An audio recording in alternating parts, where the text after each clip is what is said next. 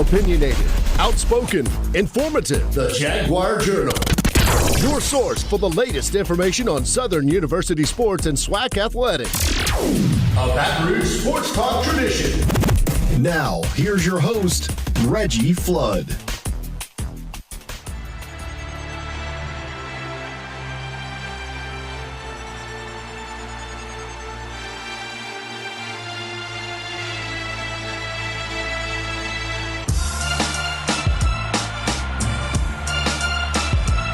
Good morning. It is the Jaguar Journal. I'm Perry White, of course, my man, Reggie Flood. Good morning, Flood. Yes, sir. Yes, sir. We are in the building, P. White. We are in the building. Big show today. Want to welcome in our folks from Alexandria who are joining us right now on 107.5 The Vibe and 1110 KTTP AM. Man, we are rocking and rolling, P. I'm up on a Saturday morning because we got the big show, man. We got a big show, and today I want to welcome, of course, this is his first time here at the Jaguar Journal, and he's an Iowa native, over 40 years of administrative work across the nation when you talk about higher education, and it's his first time on the Jaguar Journal, so we want to welcome today Dr. Dennis Shield, President and Chancellor of the Southern University System and the Southern University Baton Rouge campus. Good morning. Thanks for having me. How's it feel, man? I asked him, Flood, I said, man, is it too early? He said on a Saturday, yes. yeah, it's early on a Saturday morning. Dr. Shields, we appreciate you coming in this early Saturday morning. But, we just getting you prepared. You know how it is. It's a football Saturday, so we got an early start. We just getting you ready for it. It's like training for the football team. What is it, 3 weeks away? About 3 weeks out. Let's do this as an introduction because I think a lot of people have not had an opportunity to really get to know Dr. Dennis Shields. You come in, it's been about a year since you come in and taken over the Southern University System, as well as being the chancellor, named the chancellor of the Baton Rouge campus. So give us first a little introduction about yourself, who you are, where you're from, and all those good things. Well, I grew up in Iowa. There are a few black folks in Iowa, whether you believe that or not. And if you get me rolling, I'll tell you a little bit of history. But I lived in Iowa, went to a small college, Graceland University, and then worked for a couple of years. I was involved in the co-op program with the Social Security Administration, helped cover my college expenses. Smart man. And then went to law school at the University of Iowa because it seemed to me that lawyers ran everything. Wasn't really sophisticated about that. And then as a graduate, during my third year of law school, I worked as a graduate assistant in the admissions office at the law school there. And I actually was going to go off and be a lawyer in Milwaukee, and I was offered a job to stay in Iowa City and work at the law school. I thought it was great. I'm a Hawkeye fan, black and gold, and I was able to stay there and see everything.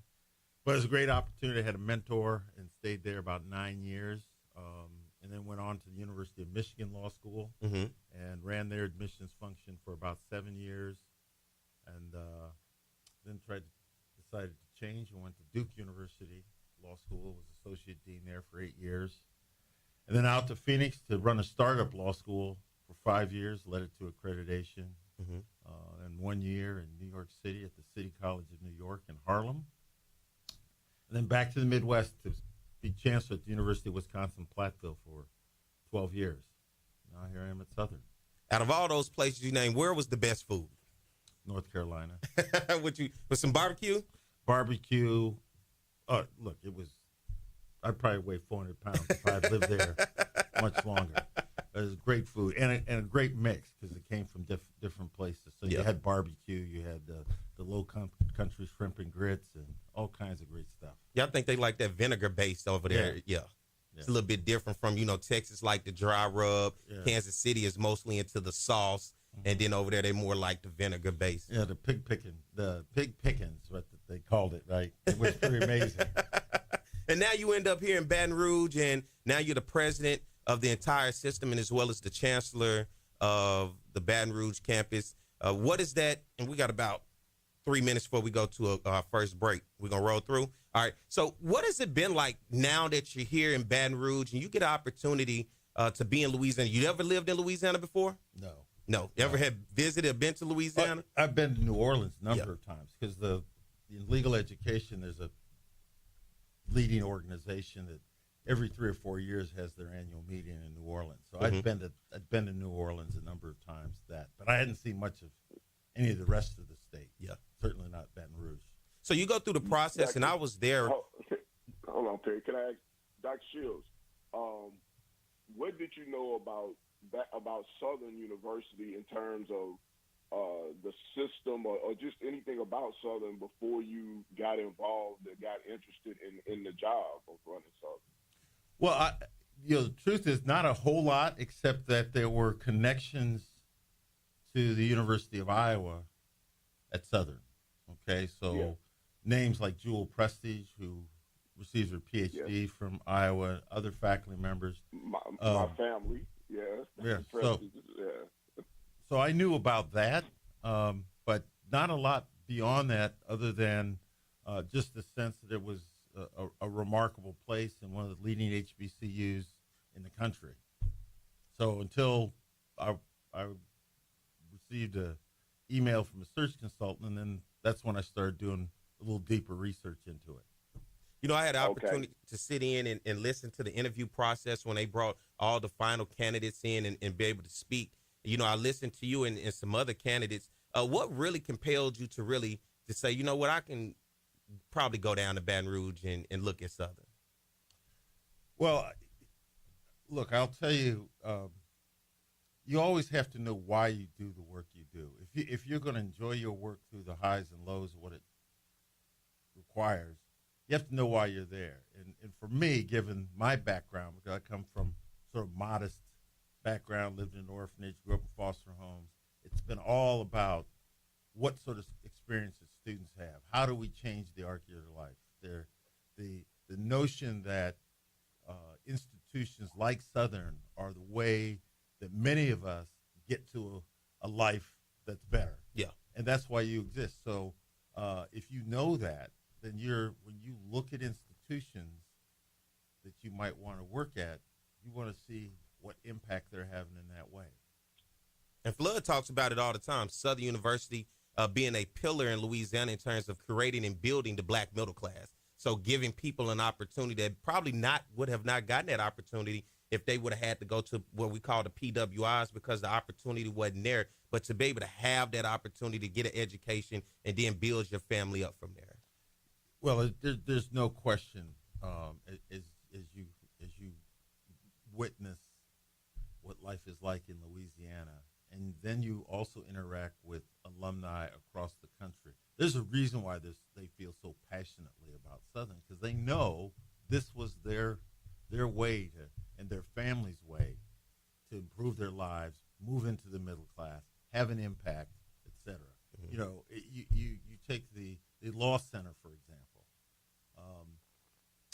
I don't think there's another law school in the country that's had such a profound impact on the practicing bar and the judiciary and the legislature.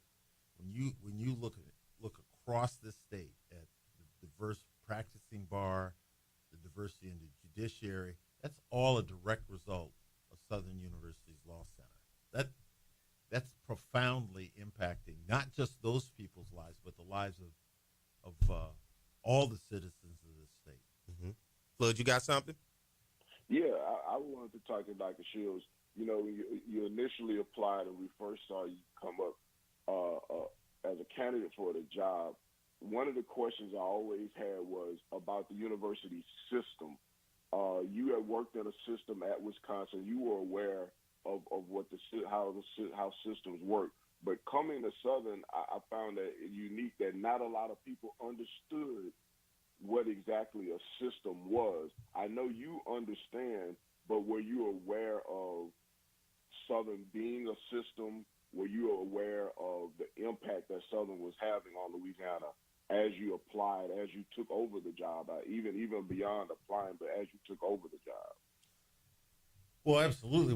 When I accepted the position, you at that point, I had a understanding that it was a statewide system. If you talked to me two years ago, I probably wouldn't have known that. It's fairly unique because you have a major flagship university in a state capital city. That's not all that unusual in higher education. But then to have an urban campus in New Orleans and then a transfer, liberal arts transfer technical college in another area of the state, that's fairly unique. Even most other systems don't have that combination of institutions. You look in Louisiana, the other systems aren't like that. The technical college system is a separate system unto itself. Yeah. Yes.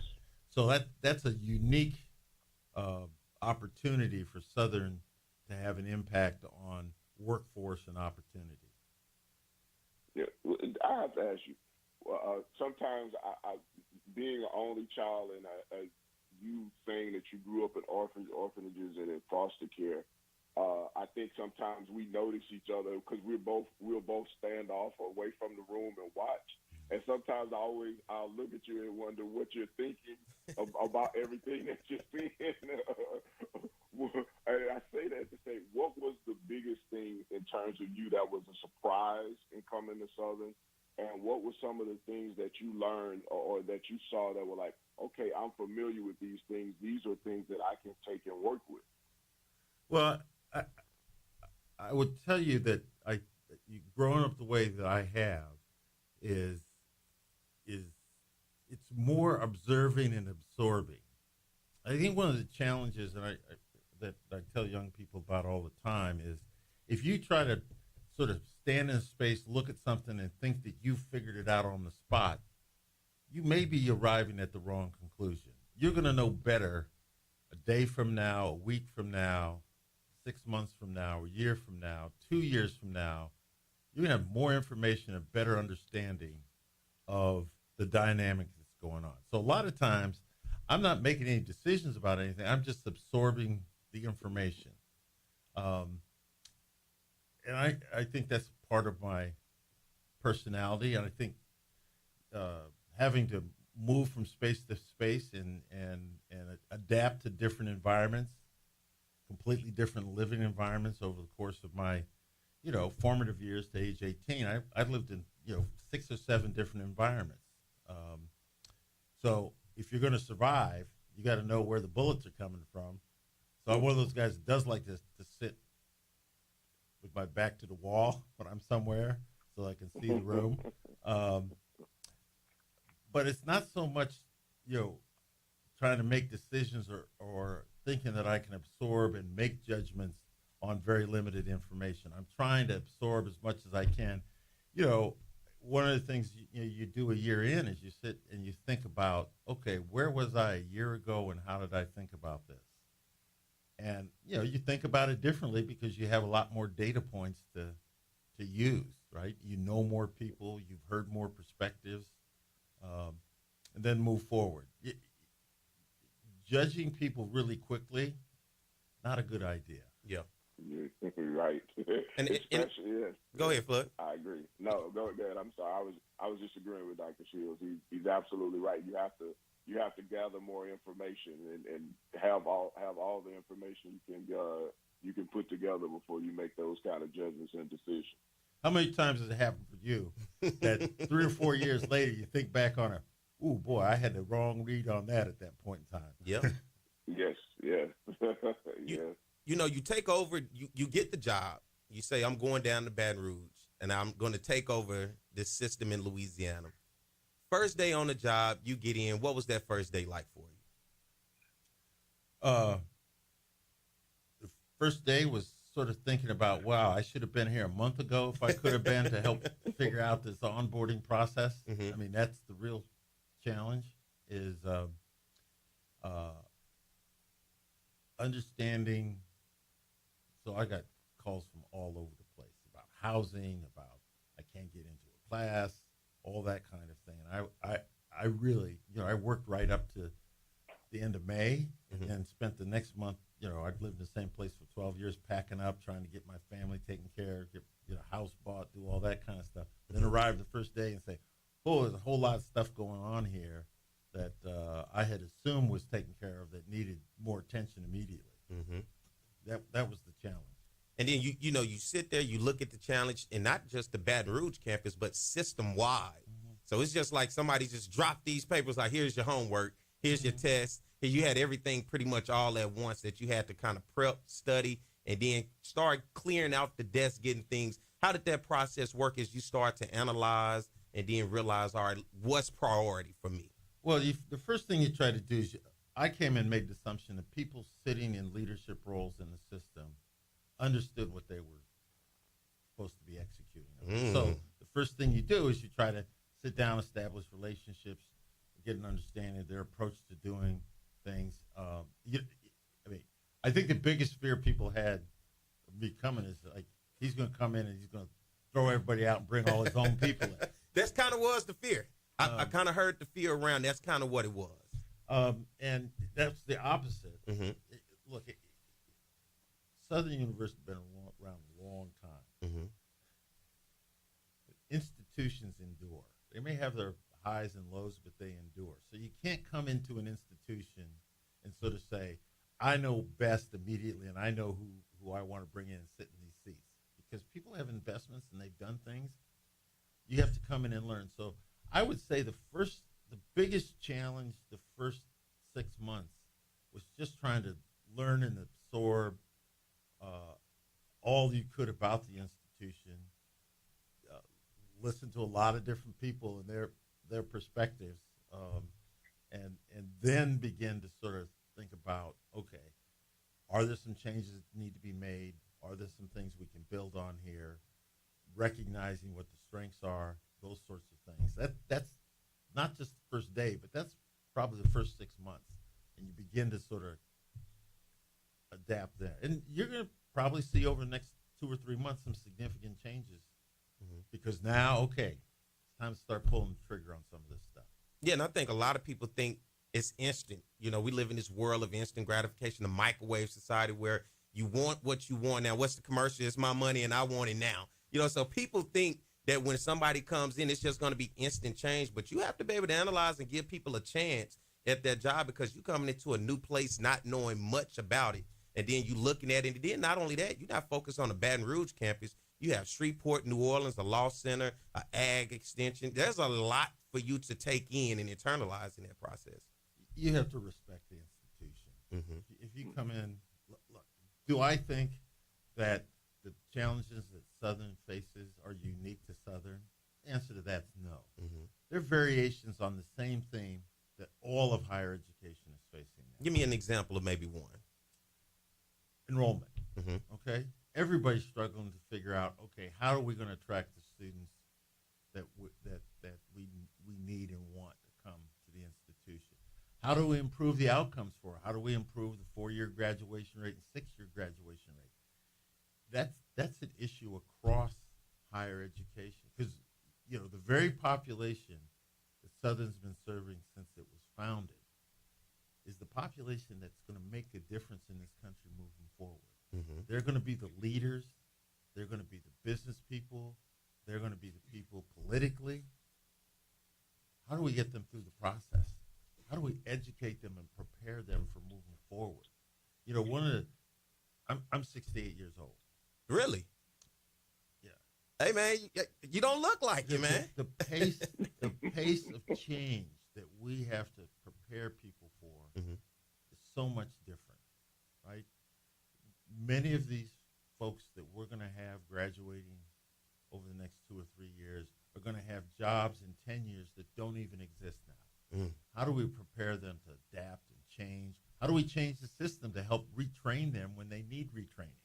Okay, the era when you get educated at, you get your bachelor's degree, you get your graduate degree, and you go on and you never have to take in anything more. Well, that was probably never true, but now it's even more true that your ability to adapt and grow moving forward is going to be the thing that drives your success for yourself and your family. And we up against computers these days as well.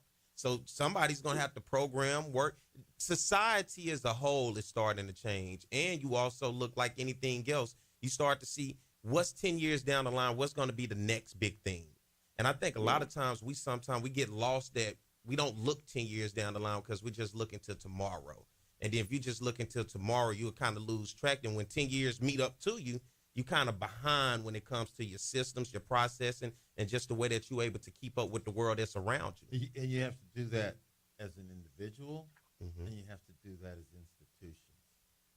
You know? Yeah, I'm glad that you said what you said, Dr. Shields, about some of the problems in higher education not just being unique to Southern. It's something as growing up and being a child of Southern that I've said, because I've had opportunities to go other places, that I've always told my friends and people around Southern that our problems are not unique. And if we go across the hump and get involved in other things, that we'll see that this is not just a Southern problem. Like you speak of enrollment, and I think that was one of the issues that Southern had, and one of the reasons that I was glad that they brought you in, somebody with an outside perspective who could come on the inside and be a part of Southern, who could let everybody know, hey, this isn't just unique to Southern. Because a lot of times growing up and being around Southern, I would hear people at the university say, well, you know, that's what's going on at Southern. And I would say to them, no, that's not just Southern. If you look at things and at the bigger picture, you see that it's not just unique to Southern. So I'm glad you brought that perspective. But also, when you, as you've taken over, like you said, you've gone through changes. We saw at the last board meeting that, I don't know if it was your decision, I think it was, but they decided to split the president and the chancellor's position now. How important is that in terms of the Baton Rouge campus and the system itself, that those jobs be separate jobs now? Well, that's not been absolutely determined just yet. But that's what we're looking at. Here's the challenge. The Baton Rouge campus has some real strengths, okay, but it also has some real challenges.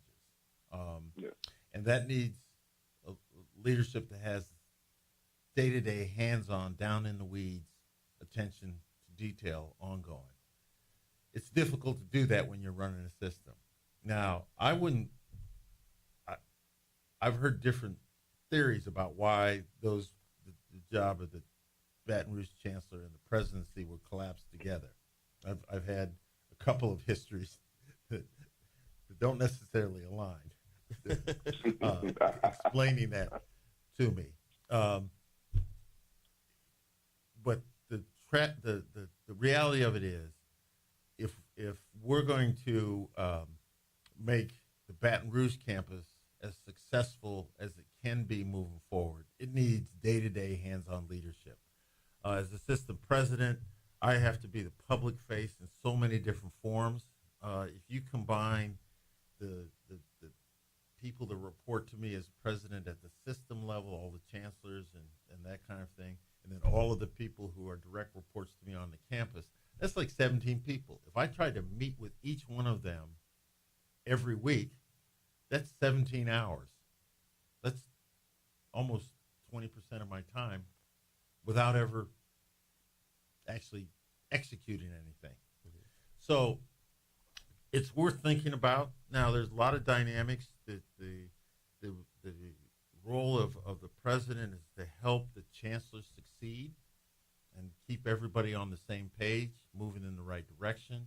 We have great chancellor, new chancellor at SUSLA, and Dr. Aubrey Gant. Chancellor Ammons down at SUNO is doing great work. You know, that he stepped in 3 or 4 years ago when they were about to lose their accreditation and sort of righted the ship and is building that back. You have Chancellor John Pierre, the Law Center, who's been a remarkable leader. Chancellor McMeans of the Ag Center, all moving those institutions in the right way.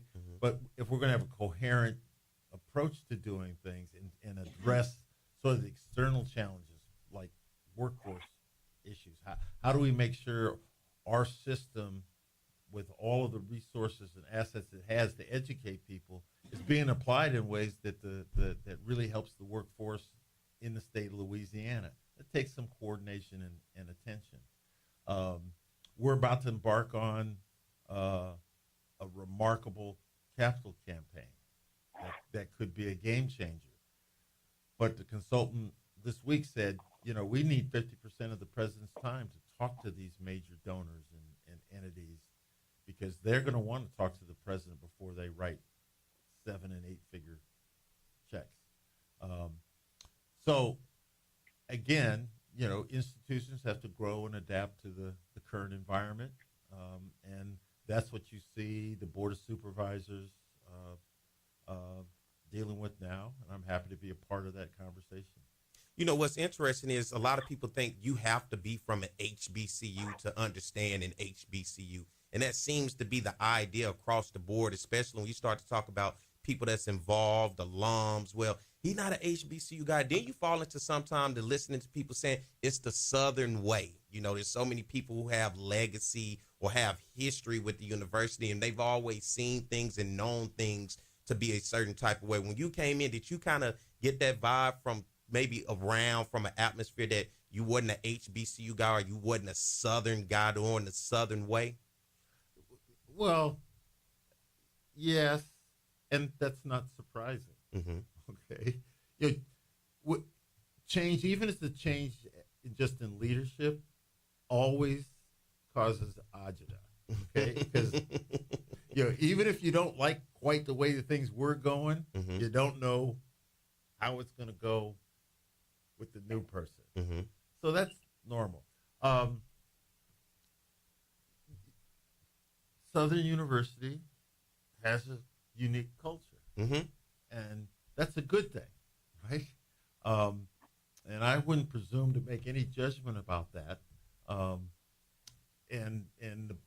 What has to happen is I have to come to know the institution, and the institution has to come to know me. And that's the struggle, right? Because you're busy, you're trying to move things along. You have a glancing blow at everybody. It's not like you get to sit down and have a 2-hour conversation with everybody you bump into. I probably met a couple of thousand people this year. Everybody wants you to remember the experience, right? Sometimes you meet them. I met somebody I hadn't seen since the concert, the gala at the. Was it Homecoming? No, the gala at the Bayou Classic. Bayou Classic. The only time I'd ever seen this guy before. And it was when Chaka Khan was putting on her show and he yelling at me. It's been 8 months. I didn't remember who he was. Good guy, right? But that's an ongoing sort of thing.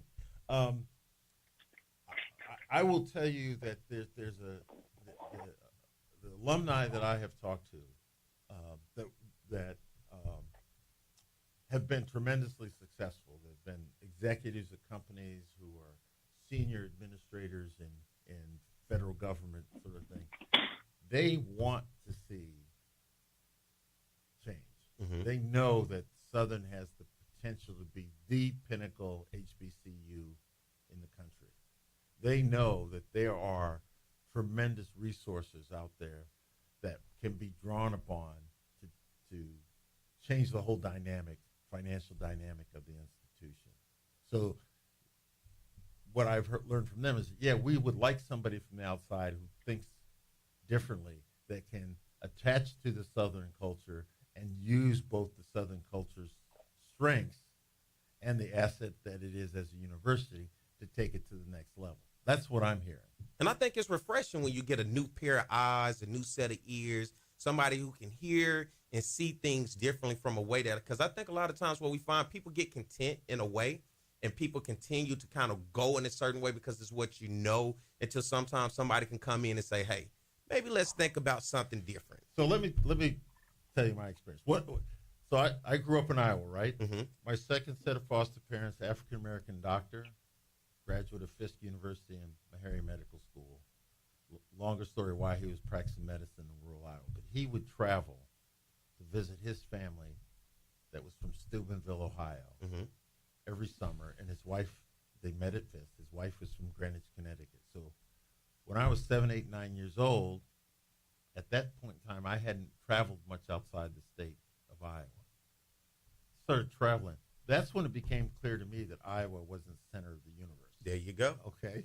So I'll tell you a funny story. Remember we stayed in a hotel, high-rise hotel in Chicago the first time? Mm-hmm. Just tell you how old I am. You know what one of the most fascinating things was? What? TV was on all night. They had something on TV. In Iowa, the test battery came on at 10:30. And then you wake up to the national anthem, right? But that said to me, it didn't make me feel bad about Iowa, but I said, oh, there's a whole different thing. Now, a different story. I'm working at Platteville. We had some visitors, visiting scholars from China, spent a month on the campus. Mm-hmm. One of our the administrators who had led the development of the program, they're getting ready to leave. They're going to visit New York, Washington, D.C., San Francisco. He stood up in front of them and said, remember, what you see here is the real America. Mm-hmm. What? Like, I spent a year in New York City. New York City is a great city, mm-hmm. right? Now, we in the Midwest, this perspective, we have this great work ethic. We get up early in the morning. We work long hours, blah, blah, blah. Look, you get up in New York at 5 in the morning, people got the hustle on. Mm-hmm. They're up, working, moving. It's just a different sort of, and when you see that's the differences are all similarities. There is an ethic and a approach to things that on the surface looks dramatically different, but people work hard here. Yeah. People come and show up and care deeply about Southern University. That is a great thing that we need to build on. Now, what we have to do is grow and adapt. Yep. Right? We also have to I think there's so many good things that are being generated out of that university. Sometimes we don't do as good a job as we should of making it known the kind of impact that Southern is having in Baton Rouge, in the state of Louisiana. And that was another thing I was going to talk about, the communication part, the transparency part, being able to tell your story. That's one thing I've been big on ever since I touched foot on campus. Tell your own story. A great guy that took a lot of history in, Dr. Everett Gibson, used to say, if you don't tell your own story, then who will? And exactly, that used to resonate with me. And he said, if you don't tell it, somebody else will tell it, and they're not going to tell it, in his words, like it ought to be. So at least not the way you want it told. That's right. Yeah. And I look at this overall for you, moving forward, master plan, ideas coming out of Dr. Dennis Shields' head. Now a year on the job, and you look around and you see the possibilities for Southern University system as well as the Baton Rouge campus. I think you build on the strengths that you have. Great nursing school, right? Ranked not just high among HBCUs, but all nursing schools, right? It's one of the few schools that's producing PhD nurses. Mm-hmm. Okay, we have an engineering program that has a very proud and long tradition. We have to build on that, right? Because what do we need now? We need engineers, mm-hmm. right? Can we expand into programming like chemical engineering? Because we got petrochemical plants all up and down this river right next to mm-hmm. The humanities, right? The impact that musicians and creative people and that kind of there's real opportunities different with AI out there. Mm-hmm. We got to learn how to use that, and Southern could be a big mover and shaper in developing the people who are going to have an impact on that way. The College of Business, right? All kinds of, you see, there's a risk management, insurance, finance, wealth management. Mm-hmm. 50 years ago, if you're going to say you're going to manage wealth and you were African American, you have to have white clients, mm-hmm. right? Now, if you want to get into that business, there's much more diverse potential out there. We ought to be training people to be leaders in wealth management fields. So those sorts of opportunities are out there. And Dr. Shields, I have to ask you. Let me just one more thing. The other thing is we have to diversify our revenue streams. Right now, it's state and it's tuition and fees. We have to diversify how we financially support the institution, how we meet our needs, so that we're not so dependent upon just a couple of sources. I'm sorry. Go ahead. No, I love what you just said, too.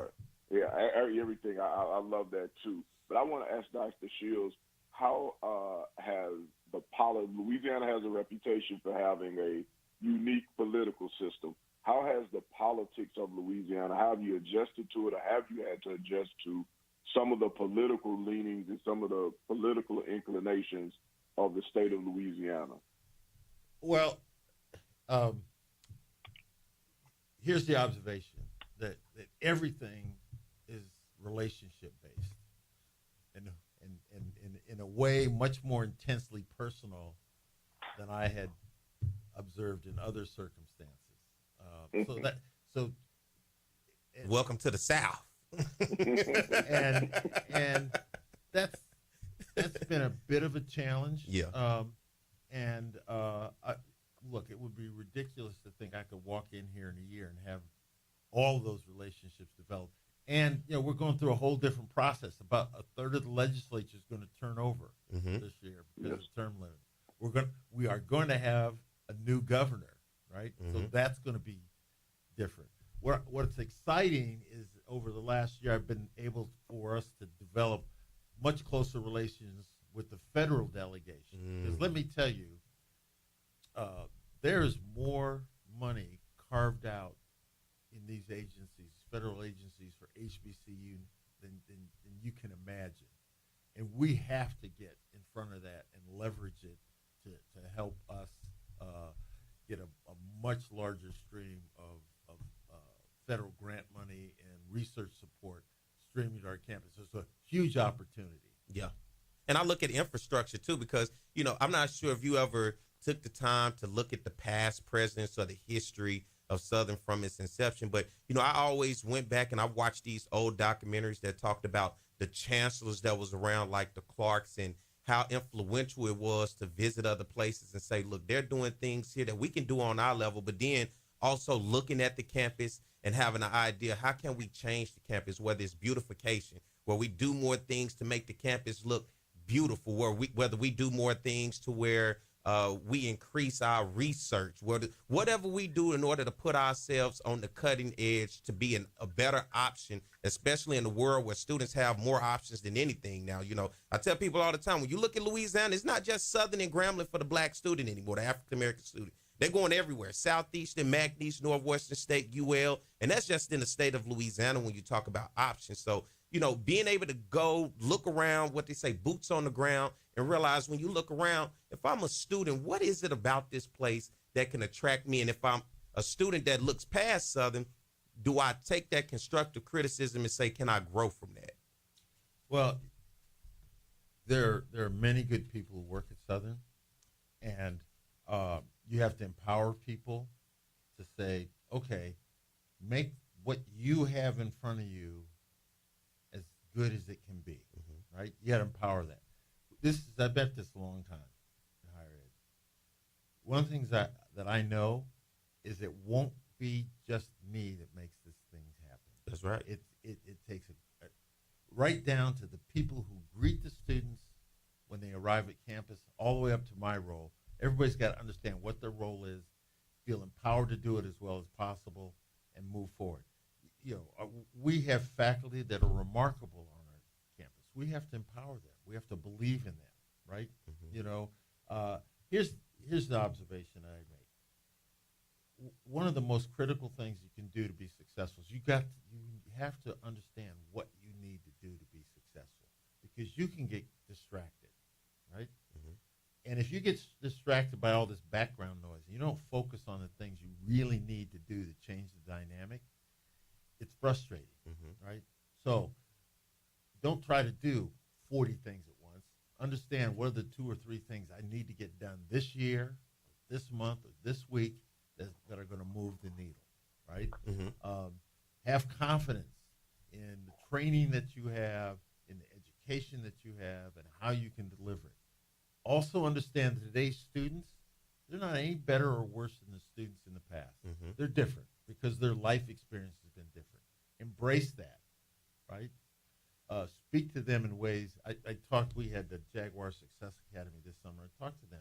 You know what I tell young people when they first enter in college, what they have to do to be successful? What's that?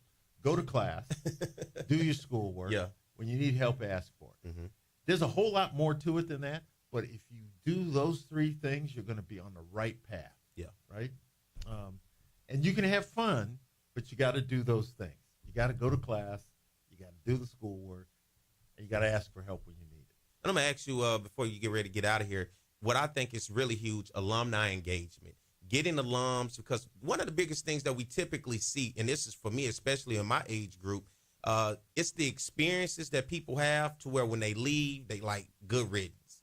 And to give them that experience where you want to be a part, you want to give back, and you want to be at that table when it's time for the National Alumni Conference, when it's time for the Leadership Conference, when it's just joining your local alumni association or the National Alumni Association and having that ability to give back, be involved, and be a part of the institution and have that relationship, because our alums go out and they're successful in the world. And there are a lot of networks out there that can be beneficial to the institution. You know, the alumni of Southern are amazing in their passion for the institution. You know, everywhere I've gone, it's been remarkable. Mm-hmm. They want to be engaged. They want to support. They want the institution to execute on the stuff that needs to be executed on. It is an amazingly passionate group. So that's one of the fun things. So many of them are already giving, right? Mm-hmm. They're already giving. They will give more, and others will give more when we give them a reason to give more. Sometimes it's just reaching out and asking them for it. Mm-hmm. Sometimes it's actually addressing the sort of things they see that we need to improve on. They're a fabulous group. Just go to a football game. Right? There's a lot of money on the table out there that, any closing remarks for you before you get out of here today? Perry, before Dr. Shields says his closing remarks, I want to say this to him. I know that he's been here a year and he's gone through some adjustments. He's making changes. But one thing I want to let him know that the form of the Jaguar Journal is always open to him. This is Louisiana's longest running continuous sports, as a quote unquote sports talk show in Louisiana. We've been on 25 years, and this is a unique situation where this is the first time we've ever had the president of the university in studio. We've had him before on the show, but never in studio to sit down and give this kind of in-depth interview.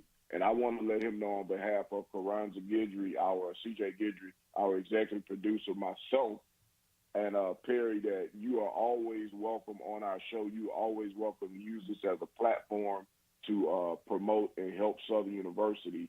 And we've been here, and we're going to be here for quite a while. We're spreading our wings. We're now on in Alexandria. We're going to be adding New Orleans to the group, and we're going to be adding Lake Charles to our group of stations. But this show has been here, and whenever you feel like you need to get the word out, please come on the Jaguar Journal and share with us. Well, I appreciate the opportunity to be here, and thank you. Two things I would say to you. Perry White didn't act like I have a choice of whether I was going to show up on the show. Well, that's what we have to do. I taught him that. That's why I taught him. You don't have a choice. This relationship started back during football season, Flood. Every time I ran up on him, I made sure. He talked about he met 1,000 people. He made sure he remembered Perry White. Perry, you were 100. You were 100 in that 1,000. Every time you met him, you reintroduced yourself and make sure. Perry White. That's right. That's right. I was the same way, Perry. I was so bold. I went to his suite and knocked on the door during the football game. Yeah, I'm going to have a little better security this year. And see, the good thing about him, he comes down to the field and actually watches the game. That's what I love about him. He's down there next to you watching the game. So go ahead. Well, it's hard to coach from up there in the box. Because ain't nobody paying attention to the game up there. They drinking and eating and having a good time. One of my frustrations is Coach wouldn't run that play I drew up for him last year. No, I appreciate the opportunity to come and spend some time. And we ought to do this, once a semester or something to catch up and a full 2 hours, because I just feel like this hour just wasn't. It was. I'm ready to keep going with you, but within this hour, man, I've learned a lot about you, and I think the people that are tuned in out there on 107.3 all over the place, as well as on Facebook and YouTube, got a chance to get to know a little bit better Dr. Dennis J. Shields and get an opportunity to know who is the guy that's leading the ship, who's the captain. Because, you know, out there in the world, people have their own ideas of things, and then they'll spread that around without actually having that real understanding of who you were. And so I think this transparency is a start to get people to understand who our captain is. I appreciate the opportunity to be here, and I look forward to seeing you on the sidelines this fall. And it's going to be great fun. But thank Dr. Shields, I'm warning you before we leave. Dr. Shields, I'm warning you. Now, people are going to hear that clip on the interview. They're going to hear this interview, and they're going to be saying, "I bet you Dr. Shields called that play." wait. See, I say that in jest. I get blamed for enough stuff. I'm not going to get blamed for the play caller. They're not going to hear you saying that in jest. They're going to be, "I bet you that's the play that Dr. Shields called." All right? Hey, Flood. Flood, you know, back in the day, the president held a lot of roles. They coached and did everything else, too, back in the day. That's right. So, yeah, I'm just warning you that you're going to hear that again, all right? So, you all know Braylon, right? Yeah. Yeah. So he had to pick me up. He went over to the Florida A&M game, and I had to go to a board meeting at my undergraduate institute. So he's picking me up Sunday night after coming back from the. Let me tell you, I didn't have to say a word. He was hot about the quarterbacking situation. That 25-minute ride from the airport to my house. You heard it all. You got an airport. And knowing Graydon, I know because I probably heard the same thing. So I just threw him under the bus. That's all right. That's all right, man. Hey, appreciate you for coming on this morning. It has been a pleasure and an honor, and I hope we can get you back on. You're more than welcome to come on anytime. You can come on and talk football. You can talk anything with us throughout the year. We do this every Saturday. Okay. Now, I know it may be a little rough to get up, but you're going to be up anyway on Saturday. So. I may come at 8 instead of 7. Then we'll work on that then, all right? That's if you just tuned in, that's the voice of Dr. Dennis J. Shields, the president and chancellor of the Southern University System in Baton Rouge campus. Thank you for coming on this morning. We got to get ready to take a break. We're going to come back at the 8 o'clock hour and have another guest here in the studio, so y'all stick with us. Stay tuned more to Jaguar Journal. Care South is now providing COVID-19 drive-through community testing at their Baton Rouge clinic. Testing is available for anyone with or without symptoms and no doctor's order required. No insurance? Care South will cover the cost. Care South is a federally qualified health center providing comprehensive medical, dental, and behavioral health services, offering telehealth services and an in-house pharmacy. Satellite clinics in Donaldsonville, Plaquemine, and Zachary. At Care South, we're here for you. Care South. Family serving families.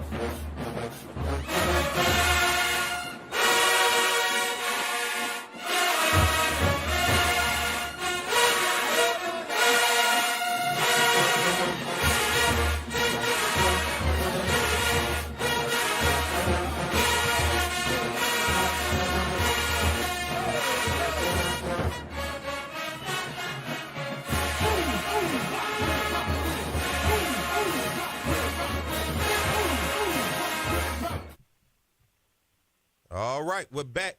It's the Jaguar Journal. I'm Perry White, my man Reggie Flood. Good morning, Flood.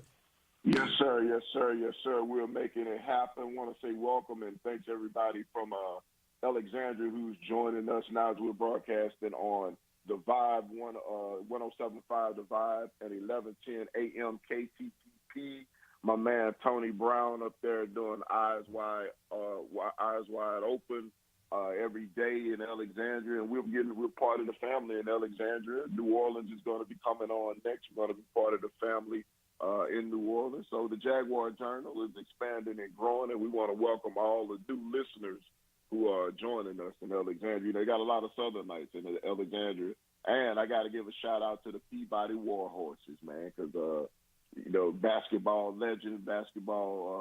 legendary basketball program up there. And I always want to shout out Peabody because I got some of my family went to Peabody. So shouts out to them.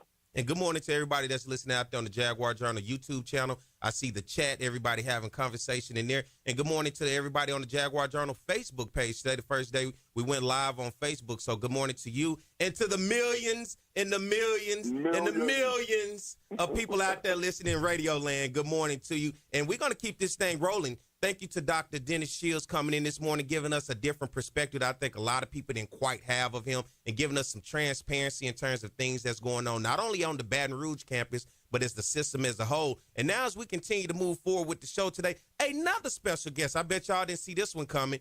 He's the head man in charge of athletics at Southern University. And sometimes I don't know whether to call him Coach, Mr., or just by his name, but I'm just going to call him today Mr. Coach Roman Banks. Good morning. Good morning. Thank you all for having me this morning. What's up? How everybody doing? You doing all right, Red? What's going on? I heard you say something about them war horses. Every time you say them war horses, I can't help but to think about that legendary Coach Smith up there in Alexandria. That's right. The Peabody Warhorses, got to give them a shout out. All the people listening to Alexandria, and one of the comments I got, man, make sure you shout out the Peabody Warhorses. So I got to give them a shout out up in Alexandria as we expand. And when we started in New Orleans in a couple of weeks, the people from St. Augustine and in the car already told me, you better talk about us too. So. Not be remiss, let me give a shout out to our head boss, our chairman of the board up there in Alexandria, Mr. Warhorse himself, Mr. Myron Lawson. He probably got his ears on this morning. I told him we'll be on the show, so I'm sure the president was on the show, so I'm sure he got his ears on. Give him a shout out, Mr. Myron Lawson. How you doing this morning if you're listening? And I know your good friend Terry Brown, who you talked about up there with the radio station. You know, that's my frat brother there, so I want to give him a shout out. Yes, sir. See y'all doing all that. Shout out to them Pine Bluff High Zebras, baby. See, since y'all doing all that, hey, I'm with you. See, y'all don't be doing all, you know, sometimes I get that little twitch in my eye, and I'm like, they get to all this tradition. I'm going to talk to you about some tradition. I'll give you a shout out for that turkey leg. Hey, there we go. We'll be in Pine Bluff. Always shout out to the turkey leg. We'll be in Pine Bluff this year. Shout out to it. Good morning.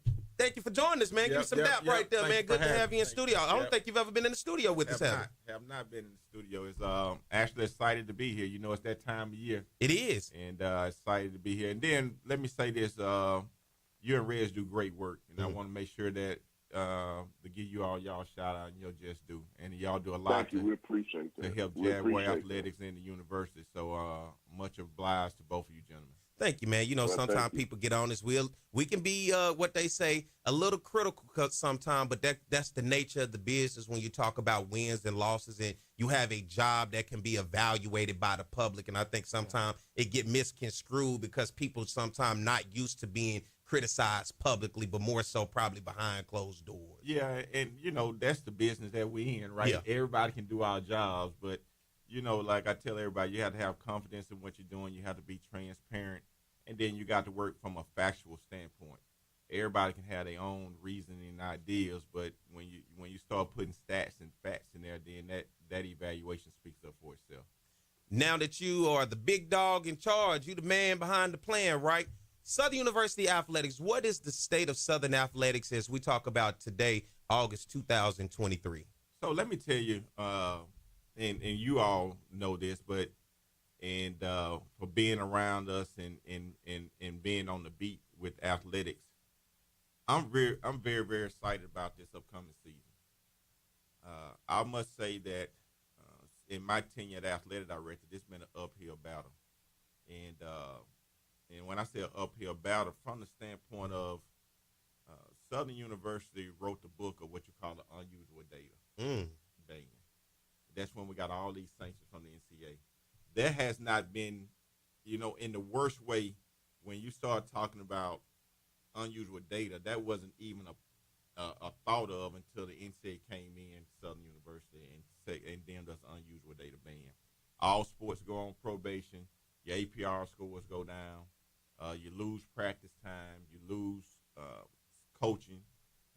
And so for the first time in my tenure here, obviously, we have fought back. Our students are doing well in the classroom. Y'all probably see those reports as they come out APR-wise. But for the first time in over 5 years, Southern University have all scholarships to all their sports. We have all our allotment of practice times. We can hire all our allotment of coaches. And so what that means is instead of Coach Dooley playing a football team, taking a roster of 63 versus 85, he can spread his scholarships out now because he got the full allotment to get what he needs. And we know what that means when you start talking about programs. You need that depth and talent and to replenish. Basketball program, instead of having 9 people on scholarship, now he can have that 13. Mm-hmm. Women can have that 15 instead of having 12. And so for the first time in a very long while, now I can practice legitimately, right? You got, let's just say you have so many teams have so many hours of practice a week. So it's, say I can have 12 hours and I've been having to practice for 8. Mm-hmm. And how can I get everything done that I need to get done? And so with that alone, this is a refreshing for me because I feel like I have carried this athlete, not just me, but my staff and I have carried this athletic department up the hill. Mm-hmm. You know, we made it up this hill. It's been a long fight, and we've been doing well going up this hill. Mm-hmm. But now we had an opportunity where we up this hill, it's level playing field. Now we get a chance to plateau to another level. So are you saying basically in this case, before you could move forward, you just had so many fires to put out, you just couldn't really look forward. You had to put these fires out first. Oh, yeah. It's like having to build this house before we can move in it. Yeah. What'd you say, Flood? That's what I was about to say. Hell, he had to repair the vehicle before he could think about it. He had to get the transmission fixed first. Yeah. And so we finally to that point where we done, plateaued ourselves, and now we can concentrate on moving forward. But here's the deal, too. We've been moving forward under that chaos. We've been able to get some good stuff done, right? Mm-hmm. And so I just think with the direction we going in and the understanding, you need the university to play their part with the understanding of how athletics work and what we need to at least be efficient, that we have everything going in the right direction right now. You talk about what you need. What does Southern Athletics need in order to now move forward? And within those needs, what is Roman Banks, like the same question I asked Dr. Shields, what is Roman Banks' master plan moving forward for the future for Southern Athletics? Well, one of the things that I talk about to stay in this game is facilities. Mm-hmm. And unfortunately that the state of Louisiana, we are state budget driven. They do not sow dollars into athletics. And so, as it relates to student fees and selling tickets is our revenue base. We do have a minimum that you can get based on a percentage. But just like the state have special appropriations for different things, they don't give state appropriations for athletics. And so for us, being able to land those sponsors or those dollars to increase, upgrade our facilities, that's something that we have to continue to work on. Now, I'm excited about it because you've seen what happened with our track in this past year. We have redone the Tony Clayton meeting space for the football team for this season. Luxury seats in there, bigger screens, and it's very comfortable if you've been in there. We poured in, that was a $800,000 project. We poured in the ladies soccer. Now it's going to be playing in Mumford Stadium, and we're renovating a new locker room space for them to be comfortable. We poured in dollars into soccer, where if you come there now, you can see that now we actually, softball actually look like a real softball field instead of a pasture. Mm-hmm. And so work is being done, but I know that it's important to transcend the facilities so we can stay in the recruiting game to continue to get the top athletes. That's one thing that's important. Another thing important is that this NIL deal, name, image, and likeness, is very important, that we continue to try to find ways to get all student athletes these deals. But more importantly to me is something called cost of attendance. And so and that's a budget factor, right? Mm-hmm. And so when our football coach of our coaches come recruit Perry, sit down in Perry home, we say we offer you a full scholarship. But if Matt Neese come there, they say we offer you a full scholarship and we're going to give you $2,000 a month. that's legal. That's called cost of attendance. Mm-hmm. To me, that's better than name, image, and likeness because you know most of your athletes, all your athletes going to get this money. Some of your athletes going to get name, image, and likeness deal.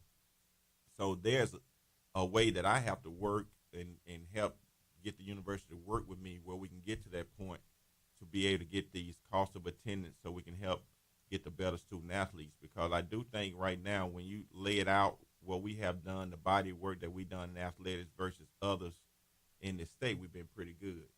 But when you start talking about being able to take care of the student athlete, we don't have a training table where they can go 24 hours. You know, we provide those 3 meals. I would like to have a cafeteria where we can at least provide 4 meals. Don't need to be 24 hours.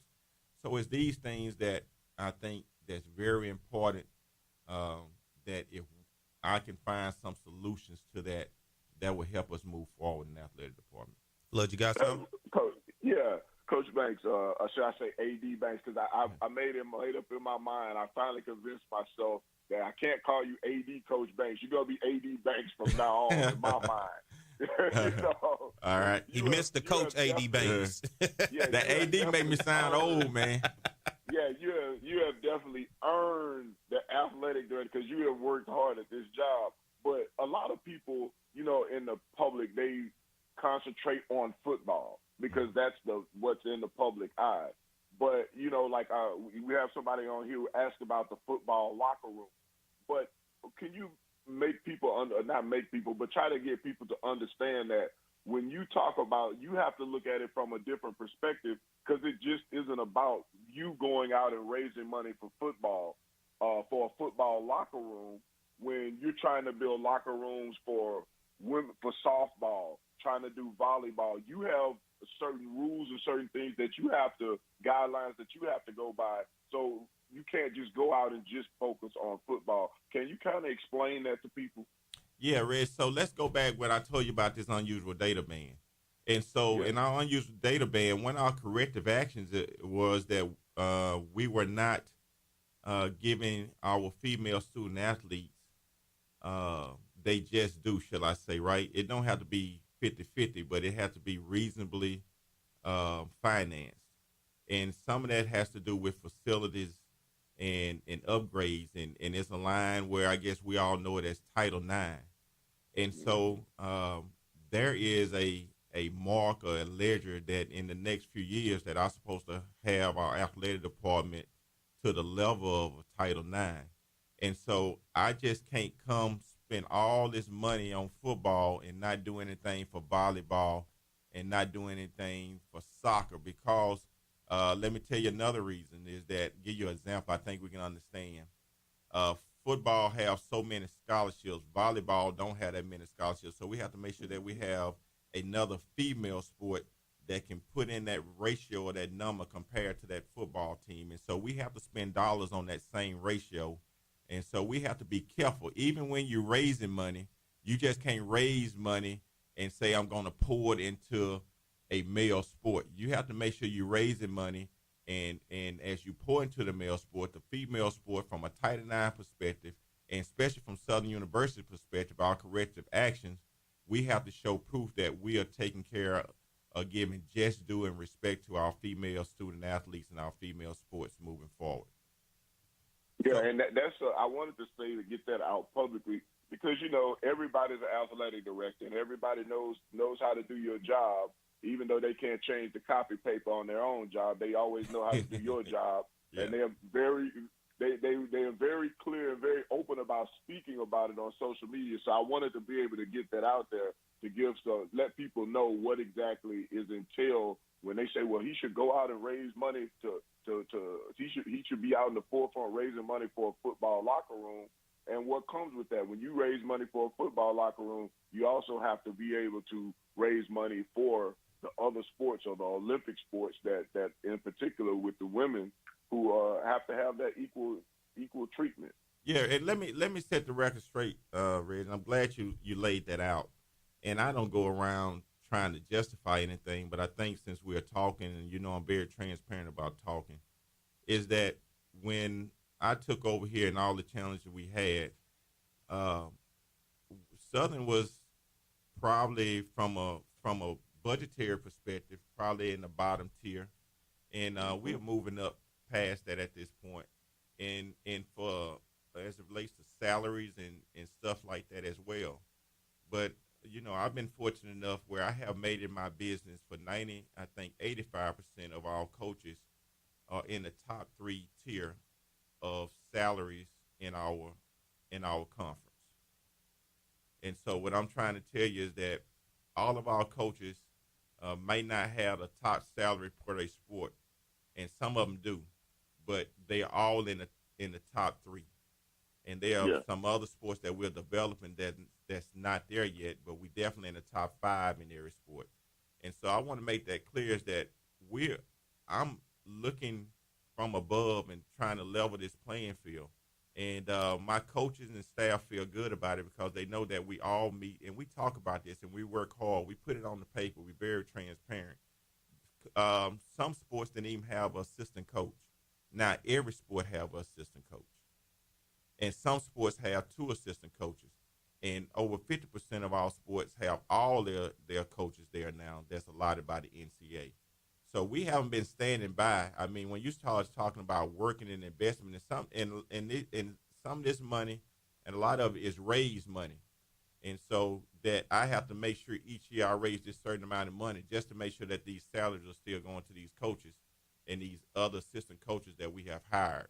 And so there's no way that that I don't expect people to know that if you're not just into the dictionary or dive into these different conferences and everything like that. But I say that to say is that we have made a lot of progress. And when I start talking about feeling good, probably my first time being very excited about taking off to another level, these are the reasons why I feel good about that. And let me ask you this.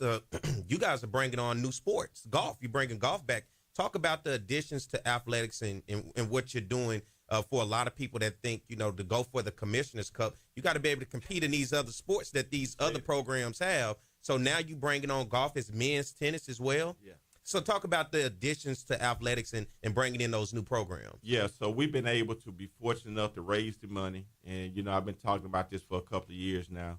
And it's here. And so we are starting to play these sports this year. And obviously you mentioned the Commissioner Cup. We've been right there in the mix each year for the Commissioner Cup. But by pure stats and statistics, if we didn't win everything, we didn't have enough sports to be able to get enough points to win the Commissioner Cup. Mm-hmm. And people don't understand that. Oh, we have won the Commissioner Cup. Yeah, we haven't had enough sports to compete for the Commissioner Cup. Mm-hmm. Now I will see you probably will see in the next couple of years we probably will have a Commissioner Cup because we have brought those sports back. And I think another thing is to be able to bring these sports back in a quality manner, not just have them, but to be ready to go out and win. Mm-hmm. And that's to have a realistic type budget that they can really compete and you can give the student athlete everything they need. It just wasn't about me adding the sport. It was for me to make sure that we had sustainability for a while for this sport. Because I don't want to bring anybody, son or daughter here, and we can't properly take care of them. Mm-hmm. And so we're to that point. We got great leadership in those areas. And guess what? It has ignited the programs again. These alums from that when golf was here, they're calling. I'm telling you, golf is going to be one of the fastest growing sports. I mean, we got Mr. Brown and that group over in Houston and people just pouring into the golf program. And all these golfers that used to play here, I mean, they are communicating with us on a regular basis. And Coach Pope and Phil Smith are doing a great job with that program. And obviously to bring men tennis back, Coach Connors is really doing a good job with those connections that we had all over the country. And it's really haven't been as tough recruiting quality student athletes because these alums of those sports are coming back and emailing us these different names. Hey, I know this guy, I know that person.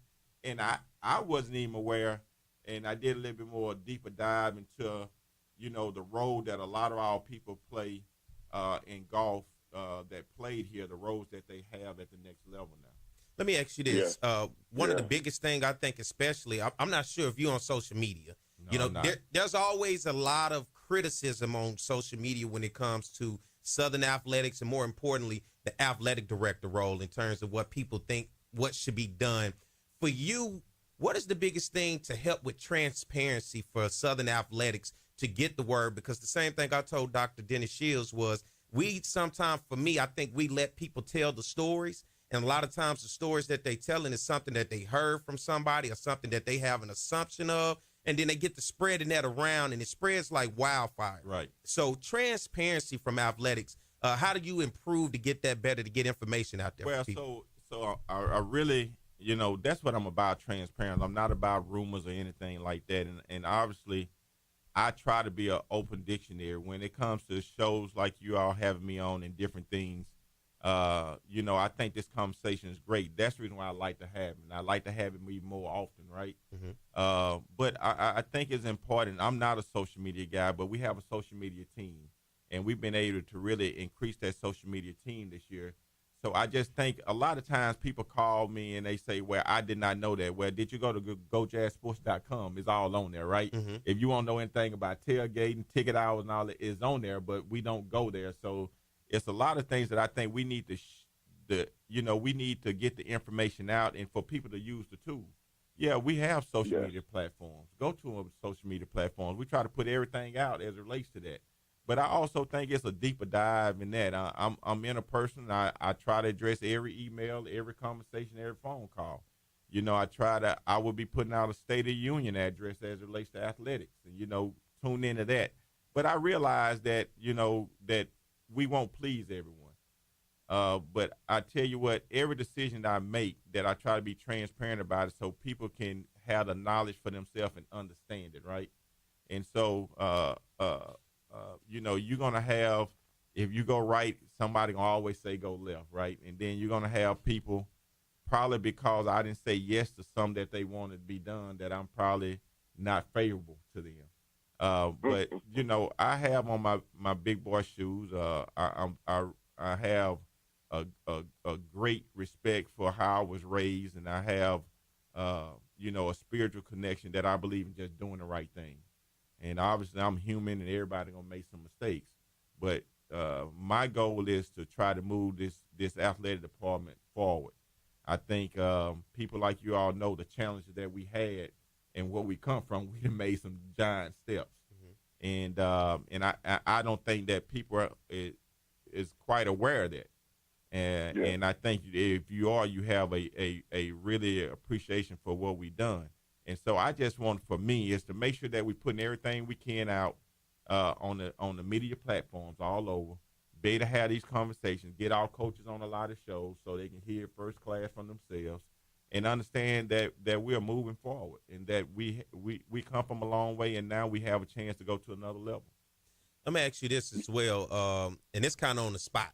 Okay. Your evaluation of coaches when you look at a successful athletic department, when you talk about the graduation rate of students, when you talk about the athletes that they recruit, as well as, I think at the end of the day, what people judge athletics off of, championships. For you, when you evaluate and you look at programs, understanding what you just said, there are issues with their hands tied behind their back, but still making something out of nothing. What is your process when you evaluate coaches after a season? So let's look at this evaluation, and let's talk about it, mm-hmm. right? And I look at it. Let's the elephant in the room. Let's talk about Coach Dooley. Mm-hmm. His first year, come back to the Bluff. We won all our home games. We won the Bayou Classic. He won the Western Division, mm-hmm. right? We all felt like, for whatever reason that, maybe one or two more games we could have won, or maybe he could have done something a little different, done something there. You're always going to be able to do that. But in the world of athletics, in a business setting, at the athletic director table, when you take that type of resume in a person first year, who wouldn't want that, mm-hmm. right? You're talking about, once again, a guy that came in under restrictions. You're talking about a guy that didn't have all his practice time, right? And so now you get to a point of not knowing the players, right? Having to learn a whole new system, and was able to come in and win the Western side. We didn't fare well against Jackson either time, but that's Jackson that's been together for, 3 years under one coach, mm-hmm. and we're able to bring in pretty good talent. And so with that resume, I ask you what that look like. When you start talking about that, is that success or not success? It's success. And I look at the other sports because I have been one that's been critical of baseball because when I look at baseball, I look at the out-of-conference play. And not only that, I've said it over and over here with one only out-of-conference victory in 2 years. But then I think you also did that evaluation in basketball with Coach Sean Woods, realizing that program needed to move in a different direction as well. Well, also you look at what you're investing in that program, what we've been able to invest in that program, right, as it relates to dollars. It's not fair for every program because all programs, like I say, haven't had a lot of assistant coaches, haven't had some things. Basketball-wise, because we had this thing with game guarantees, you know, you can live that a little better, right? You can come in and put dollars in that because you can raise those outside dollars without even selling the ticket. And so basketball is somewhat a ready-made process, right? And so when you start talking about evaluating basketball, the coach of last year, there was a expectation after 5 years of winning, right? And we just come from winning. And so you don't want to go backwards. Are you talking about yourself? No, I'm not going to talk about that, but the program was in a little different state, right? And so what I'm saying is that we all know, you know, that we didn't get there. Each year you're ahead of the game. You're up 4 games in first place going to the last 2 weeks, and you lose. So then you start looking at what's the culture in the programs and stuff like that. So it's not just when you start talking, it's case by case situation, right? Let's take baseball. Coach Crenshaw been able to win the conference. He didn't win it last year, but we won it 2 years in a row. But we haven't won out of season. And so with that being said, there are midweek games that we never throw all ace. And I have conversations with coaches like this, right? Because in the mindset, we are concentrating our dollars when we travel to be rested up to go travel so we can win the big dance, our conference. And so and I understood his rationale, right? But now we are taking a perspective, too, of being able to go in and get our roster, since we had these scholarships now, a little deeper, where we can go get some more pitching and things so you don't have to worry about saving arms. So when you start talking about, when I tell you we don't have our full number of scholarships that we can get at each sport, that affects baseball because you need to go get arms. And so those midweek games that don't matter, we want to win those games, but when we go play Texas Southern, we know that's a game we got to win. And so as it relates to strategies, it's a little different as it relates to being able to have all your number of scholarships and being able to go win that conference. So those out-of-conference games, because you say what I would consider lack of resource, and this creates the conversation I think Flood and I have had on here, and I've had this conversation with many other people. I'm waiting to get in on this conversation, Perry. Go ahead. Well, go ahead, Flood, because if you got a question, but we've had this conversation all the time when we talk about building the brand and when we talk about out-of-conference victories, because what that does is help build the brand. Because for me, I always tell people, you play the SWAC games, right? We've been playing them for X amount of years, but that brand to get built, especially when you talk about playing the other teams, like I look at on your level, you may not beat the LSUs, right? Yeah. But the Northwestern, Southeasterns, and those people. So guess what? Exactly. And around our table, we talk about, okay, to me. Yeah. All right? Because I've seen it done. I know it could be done. Talking about yourself again. Well, I know it could be done. So why do we not have a good success rate against those schools? And I go, Coach, we have a round table talk about that, right? And I take all that in a melting pot and be able to break that down. And so what I'm saying now is that not being able to win those games because we done plateaued is not an excuse anymore. All right. That goes back to that coaching evaluation. That goes back to that coaching evaluation. We've been able to go up, and now, but be realistic is that you got to get the player. So we got to continue. We got to find ways, because if in baseball I tell you that I can give you only 50% and everybody else can give you 100% and then give you a little stipend on top of that, they probably, no matter how good or how hard I try, your mom probably gonna tell you, son, we need that $1,000 a month for you to go to school. Yeah. So there are some other factors that we got to continue to grow, and we need people to sow into, and also the university to help play their part to help us get to that point. Yeah. And I think it's all about, you have to make a decision, you know, where you want your athletic department to be at our level. Yeah. Right? My niece and them throwing everything kitchen sink in it, right? Now Nichols, what they knew, they throwing everything in kitchen sink. They decided that, hey, the athletic department, as well as they do, we're able to get more students. So, you know, it comes, the AD, yes, but it comes to making a university decision how we want to advance it. Do we want to just stay in the middle of the road a little bit, or do we want to continue to move up and be winners? Yeah, because I'd be ready to move. I love competing for SWAC championships, but it'd be that other stuff that I'm looking for. Oh, ain't no question. I have a couple of questions I want to ask. First of all, about baseball. That's a discussion. I think in terms of passion, I think outside of football, baseball is Southern's most passionate sport among its fan base. It's not as large of a fan base, but the passion is there for baseball. I agree. I think one of the gripes that people have with baseball is the effort that we see in baseball. The effort it may be a perception, but the perception from the people who love baseball at Southern is during those midweek games, we're not putting our best foot forward. And we understand that people are ignorant to baseball. They understand that you're not going to throw your ace during the middle of the week. You're not going to even throw your number 2.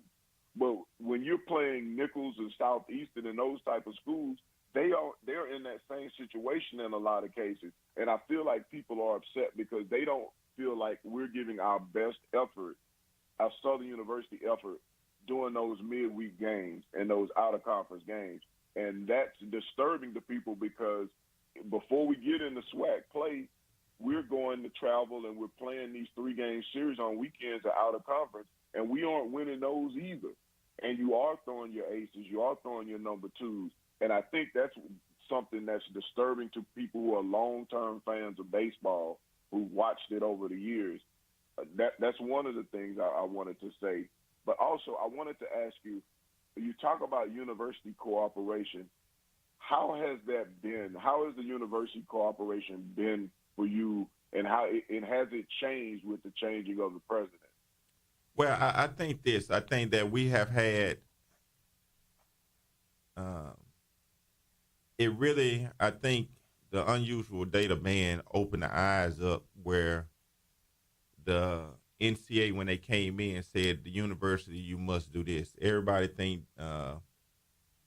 I think in a sense that it's athletics and then it's the university.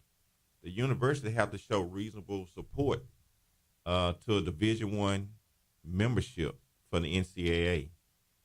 And I think that, you know, at the time, I think Dr. Tarver was the chairman of the board, and Mr.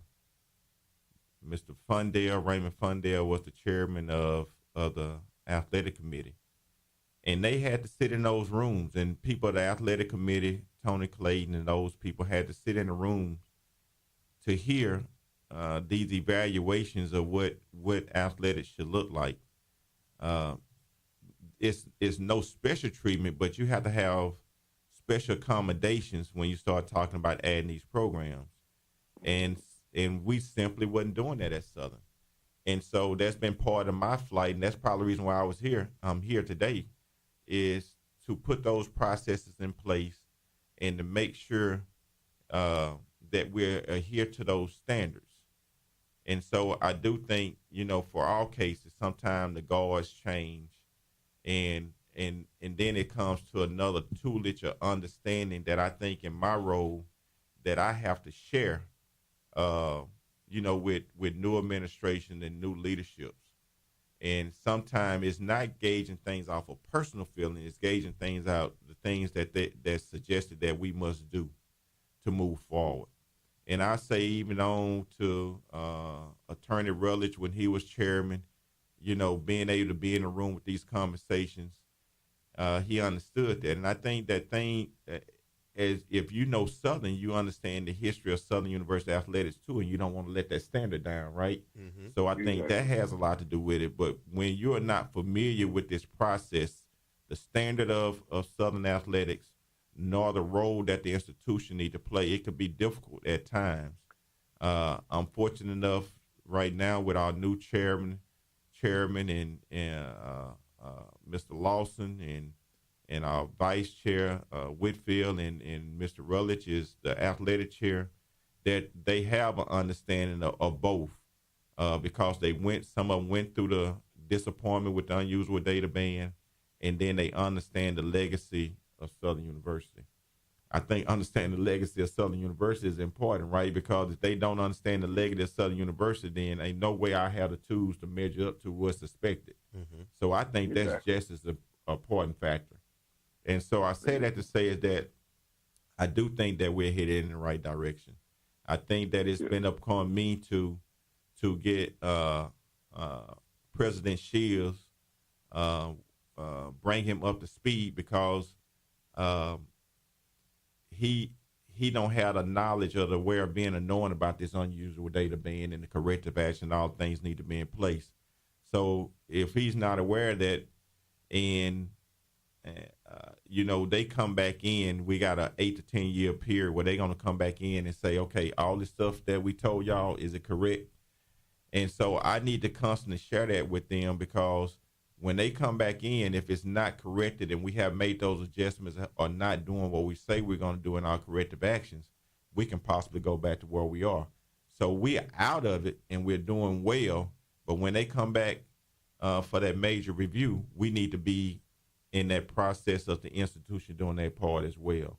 And so actually right now, really to be 100% transparent, I am walking and having conversations with our new leadership so they can understand where we need to be at, and when the NCAA come here, we don't get any unexpected surprises. Let me ask you two questions real quick, and they're going to be kind of joined together. This master plan that has been unfolded, unraveled for everybody to see for the institution as well as athletics. What does that look like for the future of athletics when you talk about getting facilities and upgrading? And second, Southern University's apparel deal. What does that look like now and into the future with our partnership with Under Armour? Yeah, go with Under Armour. So, we signed a 5-year contract with Under Armour, and Under Armour has really, for its recruiting us among Adidas or Nike, anybody, they have said, Southern, we want you all. And they have come to the table to say our first years was almost to see, okay, do we like this love affair? Mm-hmm. All right. And so evidently the love affair was pretty good. And so they want to take it to another level. And so they have individual incentives for each team, how they finish and all those type of things, and coaches of the year and stuff like that. But they've been able to move us up where we are not a team that wear Under Armour. We are part of the Under Armour family. Mm-hmm. So now you will see, as it relates to style and apparel, and even some new creations that's coming out, going to involve Southern University and be able to showcase our colors and some other things moving forward. So once again, we finally made it to that point of when I'm talking about climbing that hill. Mm-hmm. So we climbed it.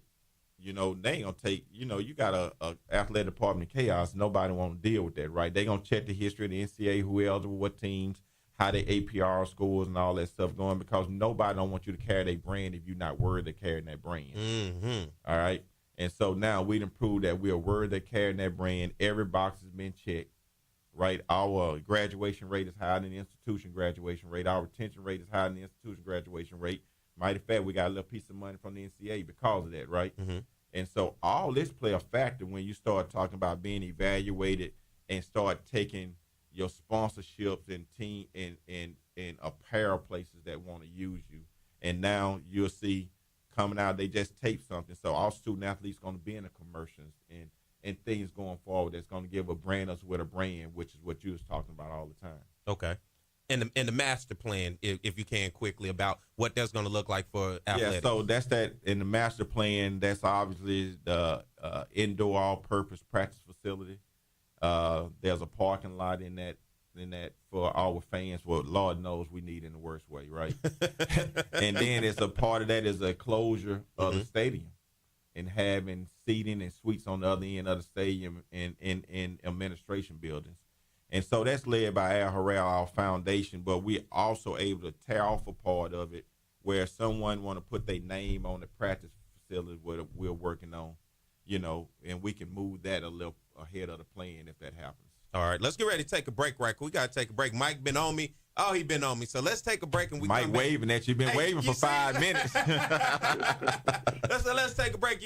We're joined with Athletic Director at Southern University, Roman Banks. So we'll be right back. Stay tuned more to Jaguar Journal. Care South is now providing COVID-19 drive-through community testing at their Baton Rouge clinic. Testing is available for anyone with or without symptoms and no doctor's order required. No insurance? Care South will cover the cost. Care South is a federally qualified health center providing comprehensive medical, dental, and behavioral health services, offering telehealth services and an in-house pharmacy. Satellite clinics in Donaldsonville, Plaquemine, and Zachary. At Care South, we're here for you. Care South. Family serving family.